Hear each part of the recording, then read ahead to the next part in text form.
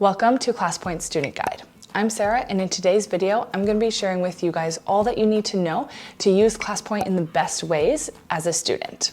So we're going to be going through how to join a class, what the interface looks like, how to respond to some questions, and plus at the end, I'm going to be sharing a top tip if you're online learning with ClassPoint.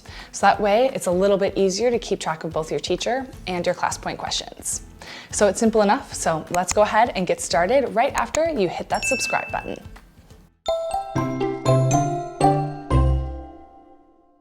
First things first, let's get you guys joined into your teacher's class. So to do this, you can use any device. So you could be using a tablet like this iPad, a laptop or a desktop, or a mobile device. Both iPhone and Android will work. And once you have your device, you can go on any browser, Firefox, Chrome, Safari, Edge, whatever works, and go to www.classpoint.app. An easier way though is if your device has a camera like this one, your teacher can click on the class code and open up the My Class dialog so that you see the QR code. So you can open up your camera and scan this QR code and will automatically open up classpoint.app with the class code already keyed in for you. So if you typed in classpoint.app into your search bar, you just make sure that you key in the correct class code that you see in the top corner of your teacher's device. And then you guys can go ahead and type your name, your real name, and click join. So once you're all joined in, you'll see the ClassPoint interface. You'll see your teacher's slide that they're currently on, their name, along with the progress bar that will move across as their slides change. And you can save any of the slides that your teacher has just by clicking the Save Slide button. So this will save as an image onto your device. On the side here, or if your device is like this, it will be below, you'll see the spot for the questions. Right now we don't have any active questions, so it's just left blank, but let's go ahead and change that and walk you through all the different ClassPoint questions. Once your teacher has clicked on that ClassPoint button, it's now time for you guys to begin submitting your responses on your device. So ClassPoint has 5 different question types, and each one is a little bit different in the way that you can respond. So we're gonna go through all 5 just so that you guys are familiar with each one.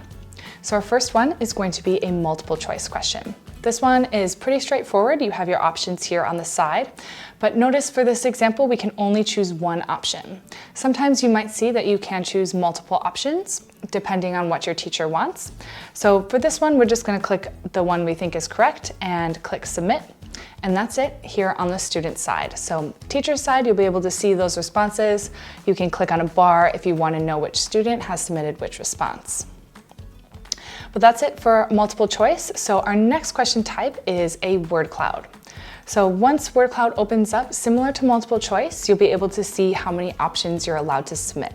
So this one is just 2, so we can go ahead and submit those first 2 words that come to mind.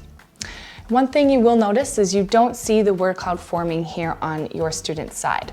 So make sure you pay attention to the teacher side, either on your screen sharing or interactive whiteboard or projector when you're in class. So that's it for word cloud. And next up is going to be a short answer question type. So for short answer, we're just provided a box for you guys to type in your response. There's plenty of space, so don't worry about condensing your words. And one thing to note here is do make sure you proofread and edit anything, because once you submit, there are no edits that can be made to a submission. So once that's all submitted, that's it for the student side here. On the teacher side, they can go ahead and click on a response if you guys need to see it bigger, and you can also heart any of the responses if they were good. So we can go ahead, close this one up, and now move on to a slide drawing. Slide drawing is one of my favorite question types. They're pretty fun. So when it's opened up, the students are going to receive a slide from the teacher, that slide that is right there. And they can go ahead and open it up. You guys can click on a different color if you want and begin annotating right on that slide to draw your answer. So this is a question that anyone can use. You can use your finger like I just did. You can use a mouse if you're on a laptop or a desktop, but also you can use a pen if your device supports touchscreen as well. So that's it for slide drawing. Teachers can always click on them, just like short answer, to make them bigger if needed. So our last question type is an image upload question. Our image upload questions allow students to submit a photo to answer the question in 3 different ways. So first, you can click on to choose an image, and you can choose from your photo library, something that's already saved, or you can take a picture that is right in front of you in that moment, or you can always browse the files on your device.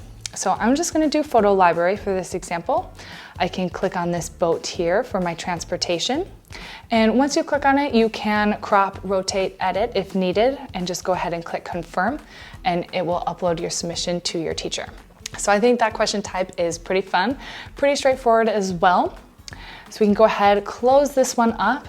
And actually, ClassPoint does have a kind of 5th question type. It's more ad hoc, just in person with your students is the quick poll option. So if teachers click on the quick poll, they can choose from something that's a little preset, but the question will be something that's verbal to their students. So I can ask them, you know, oh, a boat is my favorite mode of transportation. Do you guys agree or not? And they can click on the feedback one, for example, and on your student side here, you're going to see these options. So similar to multiple choice, just a little bit different as well. So like I mentioned before, one thing to take notice is you guys should pay attention to your teacher's side to see all those responses appear live on screen, because you don't see them as a student. So to do that, it's super easy, obviously. When you're in person, you just need to look at your teacher's screen, their interactive whiteboard, or their projector, wherever they're projecting their PowerPoint. But when you're online learning, this is a little bit more difficult because you have to have a video conferencing platform open and your ClassPoint tab. But I have a couple of tips for you when you're online learning to look at both at the same time. So of course, when you're online learning, you can toggle back and forth between your video conferencing and the ClassPoint app, but it's a little bit more beneficial and less distracting and stressful when you can view both at once. So to do this, we can actually use a split screen. So when you're using split screen, it is really beneficial for, you know, if you're using a tablet or a laptop or a desktop, but if you're using a mobile device, sometimes things can get a little bit crunched, so it's not always recommended. So if you're using an iPad, it's pretty simple to split that screen. So I have my Safari page pulled up here. I just need to swipe up and then hold open the Zoom or Teams or whatever application you're using for video conferencing and hold it over to the side so that this can now be a split screen view. So now I'm able to do and submit my questions and watch my teacher's screen and pay attention if she's annotating and the submissions at once. For a laptop or a desktop user, let me exit out of this PowerPoint and show you guys what to do here. So this one is pretty easy. You just need to resize the windows, or you can hold open this on one side and then click on Zoom over here, and that is how you can split your screen on a laptop or a desktop computer. For a mobile phone, if you're using Android, most models do support the screen sharing just automatically.